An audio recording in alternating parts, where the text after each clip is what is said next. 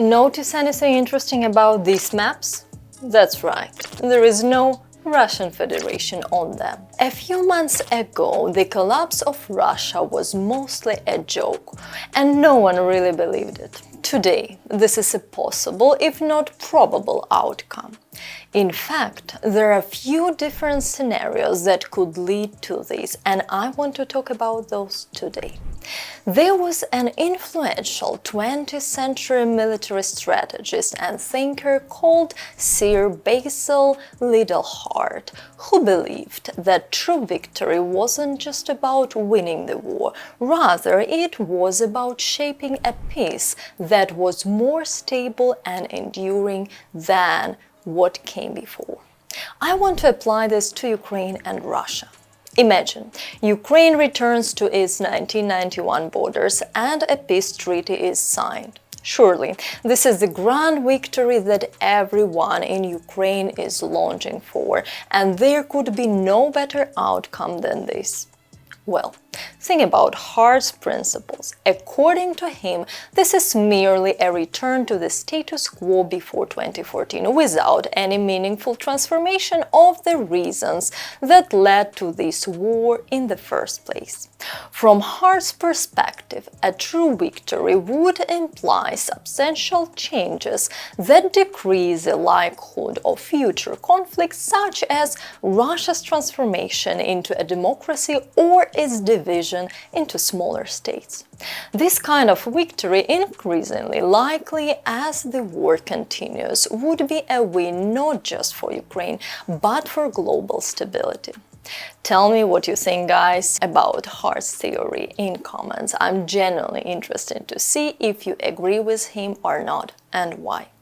In 2022, several Ukrainian think tanks worked together to analyze what could happen to Russia after the war, as by then it was obvious that Russia could not win the war. Not only that, but NATO is expanding. Russia is sanctioned worse than North Korea and Iran. Russia's working-aged men are either drafted to the front lines or they escape to other countries avoid that, causing an enormous brain drain of their workforce. On the top of that, we've seen Prigozhin's definitely not immunity march to Moscow, highlighting the growing weakness of the central authority. I know, Russia is telling us how the immunity is actually making them stronger and more unified, but I have to tell you guys, Russia is lying. More importantly, though, it's not just the immunity, but rather the lack of a serious response to it. Yes, the media is turning on Prigozhin, but I'm sure that there are some in Russia who will be paying close attention to this. Sorry, I distracted. Back to the think tanks. So they predicted 16 possible outcomes for Russia. That's a lot, but there is a lot of uncertainty in Russia about Russia itself. However, these scenarios broadly fit into 3 different categories. The first category predicts a consolidation of power in Moscow, and this means the continuation of the war, no matter who is in power. Even if it is Navalny, he would still continue the war. He will be paraded to Europeans and Americans, and they will say, "Look at our wonderful president, please lift the sanctions quickly." And this in return will lead to the restoration of the Russian military-industrial complex. It suggests that even if Russia is completely destroyed, it will feel resentment and will definitely return unless the break between wars is a little longer, as it was during the Chechen wars, when Russia lost the first campaign, called a truce, recovered and returned again. Some of you will say, "Maria, what about the Russian liberals?" Let me answer you a quote from the philosopher Vakhtang Kibuladze. Russian liberals are enemies of the Ukrainian future. And it's true. These people create the illusion that democracy in Russia is possible. But how can you create democracy without democratic institutions, without free media, independent courts, a law enforcement system that works for the country, not for oligarchs, and everything else? Personally, I reject this category because it does not suit Ukraine, because the danger of continuing this war or restarting it, a new one, remains. And it does not pass the Hart test. Fundamentally, nothing has changed in Russia. Of course, my rejecting this category does not mean much, but I also do not think that a consolidation of power is currently feasible, given that I don't think there is anyone in Russia who can consolidate Moscow the way Putin had done from 2000 to 2022. Yes, there will be warlords who will try, but it's not like Putin is going to just stand there and do nothing, right? Right? I mean, look at how angry he got with Prigozhin. I'm sure the warlords in Russia are terrified of that outcome. You know, the one where literally nothing happened to him.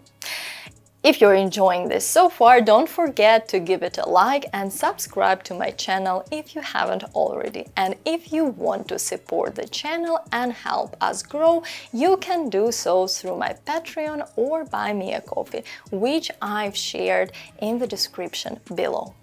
Now, let's move on to the second and far more exciting possibility: collapse. Actually, I would go so far as to say that Russia's collapse is the most likely outcome. Russian power knows only two things: to intensify terror like Stalin and weaken terror like Gorbachev. If you don't know, when Stalin died in 1953, Khrushchev's rule was called Khrushchev's thaw.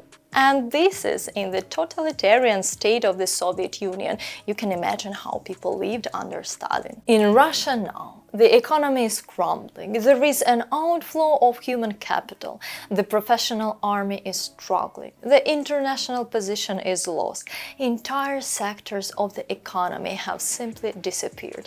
Public finances are ruined. What ruble doing? And of course, it's becoming more and more authoritarian. One can reasonably conclude that Russia is approaching a collapse. If a state constantly increases the use of fear and terror, eventually the underlying mechanism will break down. Remember what happened with the Soviet Union in 1991. However, the collapse of Russia itself, it is not good for Ukraine, Europe, or for America. There are three main risks: ownership of Russia's nuclear weapons, a huge refugees crisis, which frightens Europe very much because they have already encountered something similar, and the excessive strengthening of China, because China in such conditions will take everything it can reach. And China is positioning itself so that it wins whatever the outcome, which may or may not work out for them, but that's another story. So on our Hart test, this also doesn't work because this outcome is not necessarily better than what was before. If the power in Moscow consolidates, it one way or another becomes a satellite of China due to sanctions, crisis, and so on. Conversely, if power is deconsolidated and new but weak entities appear in the territories of former Russia, China will also get everything it desires. I'm frankly not thrilled with China, but it would be foolish to ignore their ability to plan strategically. The third category of outcome for Russia is the most interesting for Ukraine and Ukrainians, but it's quite complex and to implement and unfortunately not understood in countries of the West. Surprisingly, they try to prevent a collapse of Russia because they can't imagine the emergence of new countries that are already ready to appear in place of Russia. Why do I think so? When the Freedom of Russia Legion and the Russian Volunteer Corps conducted their raids, the international community wasn't too excited when it saw its equipment and weapons on territory of Russia. But let's get back to our topic. I'm talking, of course, about the peaceful reconstruction of the post-imperial space, the decolonization of Russia, and the formation of independent states. This solves the nuclear weapons problem because all newly formed countries would need to hand over control of nuclear weapons in exchange for recognition and economic assistance. Today, only the peaceful reconstruction of the post-imperial space based on the principles of the United Nations, for example, the Declaration of Human Rights, the Declaration on the Freedom of Colonized People and Territories, the Declaration on the Rights of Indigenous People, and many other fundamental documents can save Europe, America, and above all Ukraine from the risk associated with nuclear weapons, the risk associated with refugees, and the risk associated with the strengthening of China. Because none of the newly formed states will have any illusions about hegemony, and even if they do, they wouldn't be able to survive without significant support from the West. Finally, we have a solution that satisfies Hart. This would certainly be a better peace than what was before, and the risk of another invasion into Ukraine would go down almost to zero.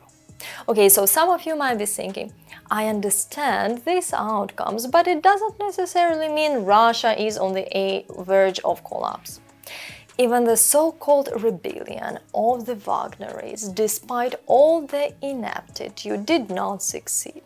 To answer this, we need to understand some history. In 1989, Ukraine was a part of USSR. We have a long history of national liberation struggle, which is most cases ended in failure, and those rare flashes of independence quickly disappeared under the influence of external factors. Then in 1990, there were only a few people who had no power but dreamed of their independence, and many of them were sentenced to real prison terms and set in jails with no real way for achieving independence. Let's fast forward to 1 year later. George Bush Sr. delivers a speech to Ukraine's parliament in Kiev. He warns Ukrainians against suicidal nationalism because an independent Ukraine is impossible. The speech is written by Condoleezza Rice, who will become the Secretary of State for George Bush Jr.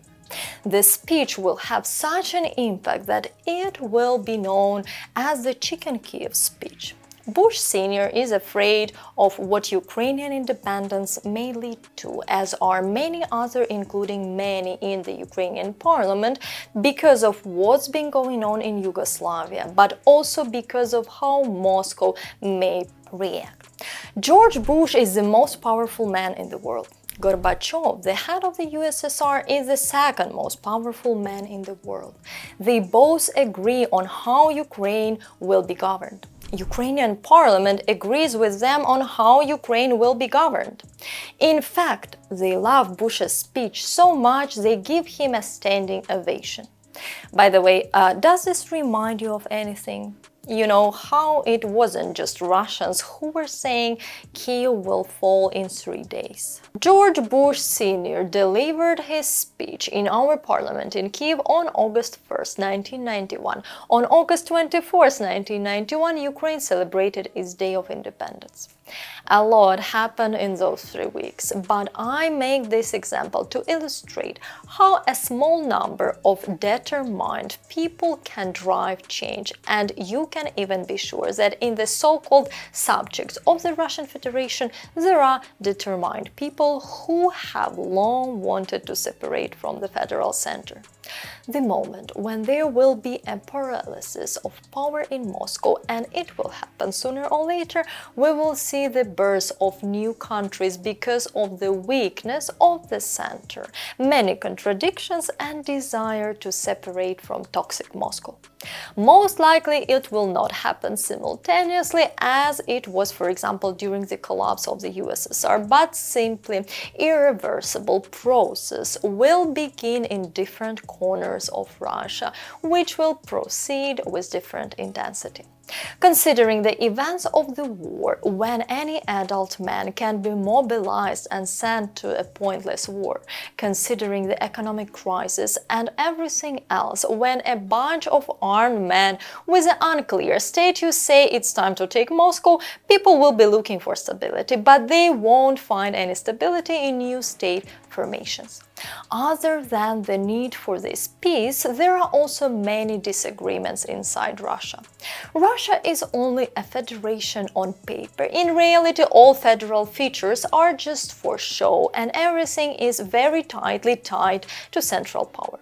I talked about this in the video about the rise of Vladimir Putin. You can watch this video by following the link. Internal contradictions are primarily due economics. All material gains flow to the federal center, and only then they are distributed among the separate regions, and the local elites are not happy with the status quo. For example, in Yakutia, gas, oil, diamonds, woods, and many other minerals are extracted, but that wealth goes first to Moscow. Within Russia, there have always been strong inter-ethnical contradictions, which are artificially suppressed, but nevertheless occasionally there are conditional bursts of aggression from one ethnic group towards another. Have you ever wondered why the Kadyrovs always stayed behind the front lines and rarely fight? Because in Russia they fear the Chechens. Two wars have forced Russians to reckon with this nation and then to pay a sort of tribute, because if someone doesn't know, Chechnya is a subsidized region and the amount of subsidies is one of the highest in Russia. And there are countless such examples, because at one time, first the Moscow Kingdom and then the Russian Empire expanded to the east, destroying a large number of small nations who did not wish to accept such a civilization. In my video about Alexei Navalny, which you should definitely watch, is very interesting, I use this map. This is a map of the Russian Empire as of 1914, before the beginning of the First World War. As you can see, this empire includes many modern countries. In 1917, the February Revolution took place, the era of monarchy ended, and a bunch of states came to being, which the Soviet Union partially suppressed until 1991. The Russian Federation does nothing new, it just needed to recover after the collapse of the Soviet Union before continuing to seize one country or another. The Chechen Wars, Transnistria, Georgia, Crimea, the Russo-Ukrainian War. All this is an attempt to restore the Russian Empire, which existed as of 1914, regardless of what you called it. The problem is that only with the collapse of the Russian Federation into separate entities will the era of imperial colonialism end, and I believe that we must make the greatest effort to ensure that Russia meets this outcome, or just returns to within the borders of the Moscow region, once known as Muscovy. And mark my words, this will happen sooner rather than later. Slava Ukraini!